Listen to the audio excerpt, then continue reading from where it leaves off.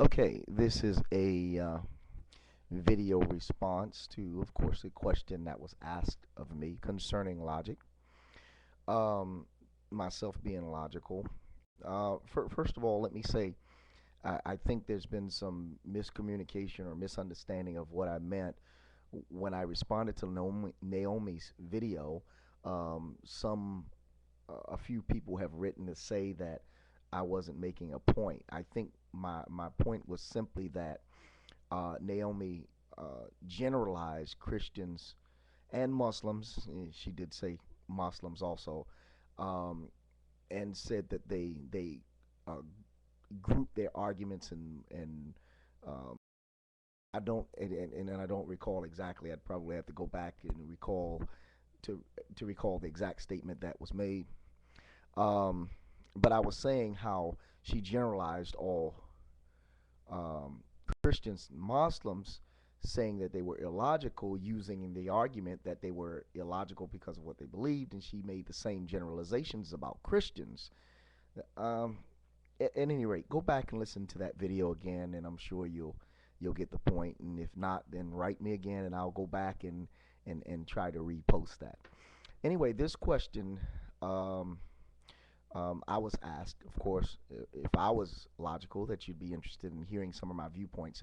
Let me ask you a question, as it pertains to that, before I go any further. And if you just answer me this, and then I'll be sure and post something else. Okay.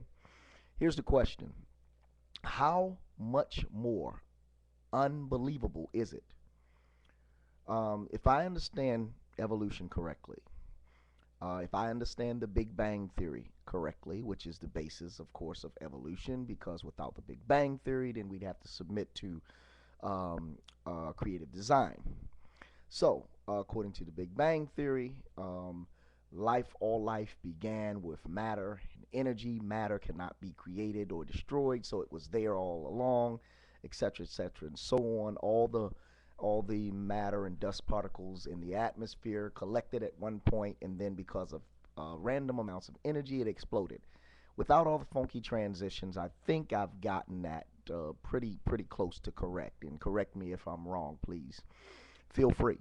Now, with that in mind, with that in mind, how um, how much more difficult is it to say that matter, where did and my question is, where did the matter come from?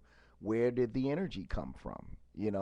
And most atheists, or most creationists, I'm sorry, most atheists and most evolutionists say, well, matter cannot be created or destroyed, so it was always there.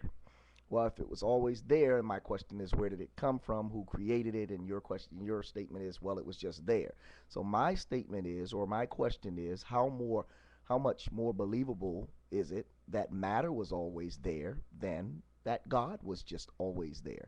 How much more believe, or how much different is it to believe that matter and energy spawned the creation of the universe than to believe that God, in infinite wisdom and knowledge, orchestrated the creation of the universe? There's not much difference there.